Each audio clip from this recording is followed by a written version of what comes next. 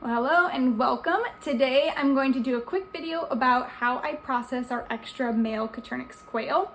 It's super easy, it's way faster than butchering a chicken, and you can get a lot done in a short amount of time. So before we go outside to get the birds, I'm going to show you my supplies real quick here. Starting off, I have a bowl of cold water. I will add some ice to this. I like to put all the birds in here once they're fully processed in an ice bath for 24 hours before vacuum sealing the birds in a bag and putting them in the freezer. For the actual dispatch process, I like a pair of sharp sewing scissors. I do sharpen these in between each processing. And for cutting everything apart inside, I just have a basic pair of poultry shears. And then I got my sink ready. It really helps to have a squirty hose with water. If you don't, you can still get by just fine. And then a little tub to put all of the extra innards in. And then I personally do save all of the wings and the feet, which I put into the dehydrator to make pet treats out of. And then real quick, I just wanted to show you this nifty sharpener that I have. It can do knives and the scissors. So you can just put your scissors in the slot and then it will sharpen them really easily. And it's great to do this in between birds. That way you're sure not to make any dull cuts or mistakes. All right, I'm gonna walk you back out to our pastured quail tractor. I'll show you where all the males are. They just turned 7 weeks old, and I noticed they're just starting to beat up on each other, as they do once they become fully mature. And so we'll grab one of these guys. Here they are in there, and we'll get started. Okay, so I've got my bird here, and I'm gonna go ahead now and show you the dispatch where we actually will remove the head. So we're just gonna take our scissors here. They always wanna flap their wings. Okay, and you're just gonna do a clean cut. Now I just use a muck bucket with a little hay in the bottom for the blood to drain. Now when you're doing your dispatch cut, you wanna make sure that you're, it's trying to fly away. You wanna make sure that you're committing to your cut. You don't want to hesitate because that could cause you to either not cut all the way through or mess up a little bit, which could then be prolonged suffering. So you want, you commit to it, make your decision, and then do one clean cut and the head will come off, and it's an instant death, and they usually don't know what happened. So we'll go ahead and dispatch this bird now. Let them get their flaps out a little bit. Hold on, buddy.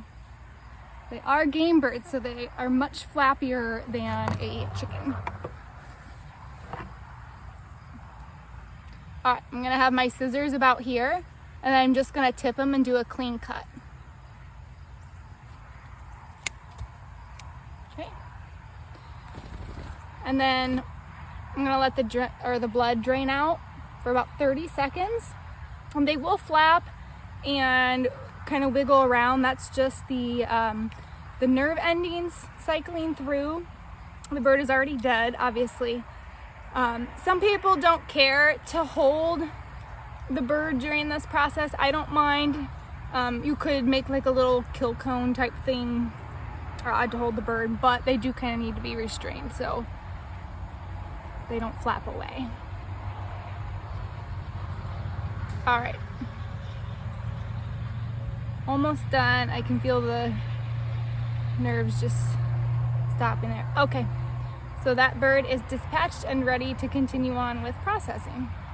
Here we are now back in the kitchen. I'm going to show you the quick process for taking the bird apart and getting him freezer ready. So this is where your poultry shears will come in handy.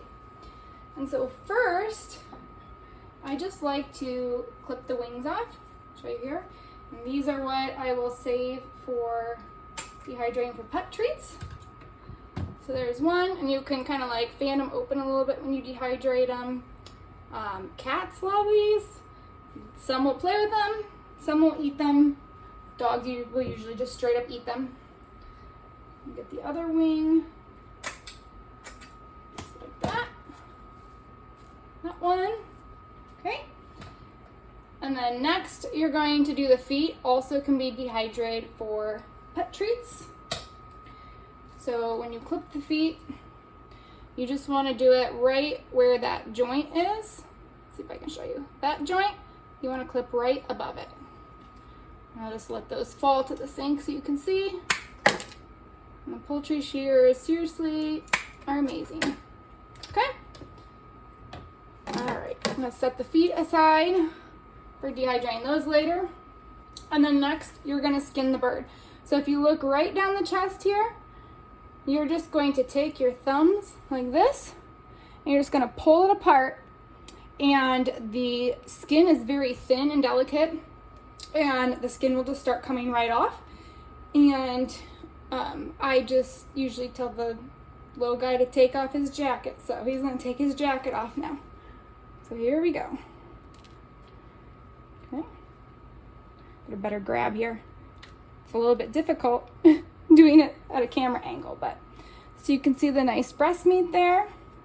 Just pull all the way down, and then I take out one arm, or wing, I guess, okay?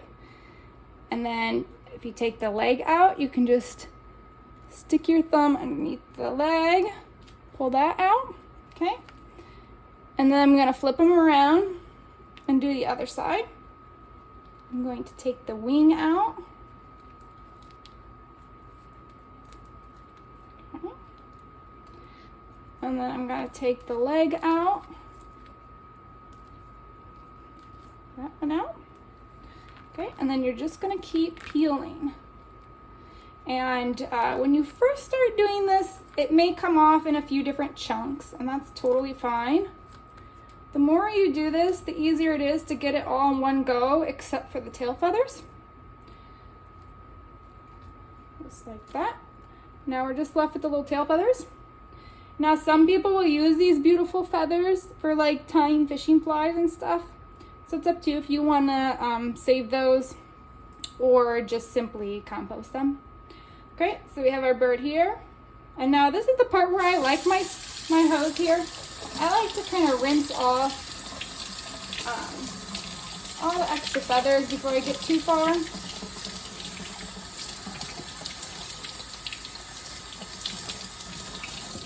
Okay, so now I'm just going to cut the tail off. So this here is an oil gland. That's what they use to help preen their feathers. You want to make sure that comes off because that's not going to taste good. And then you're just going to cut the tail and the vent off all together in one snip. Just like this. Or two snips. Okay? So now the bird is just whole, and now we're going to have to do the insides. This part I also like to run underwater. And then if there's any blood in there, it'll just wash away.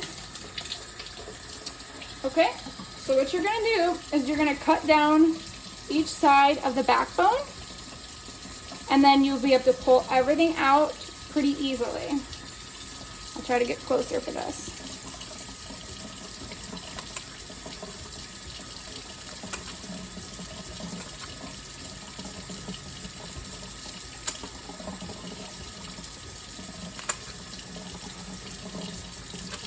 Okay, backbone is cut, and now I'm just going to scoop everything out. And I do save the neck and the backbone to make bone broth with, but you should be able to just scoop everything out. Right, so if you see here, this is kind of the innards, those go in the bowl. And then the neck and the backbone I actually will save, so I'm going to put that in my water.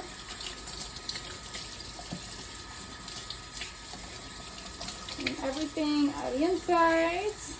Sometimes things like to hide in the ribs and the backbone. So you just kind of rub around inside a little bit until everything's out.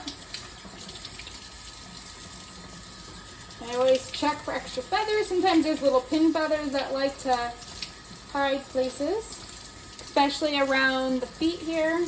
Sometimes there's extra feathers that will stay there. Okay, so now here's your bird. You have your front, nice breast meat, good leg meat, and then here's the inside, all cleaned out. So now I am going to put him in the cold water for 24-hour ice bath. And I just usually keep that in the fridge because they're small. You don't need a big cooler like you do for chickens.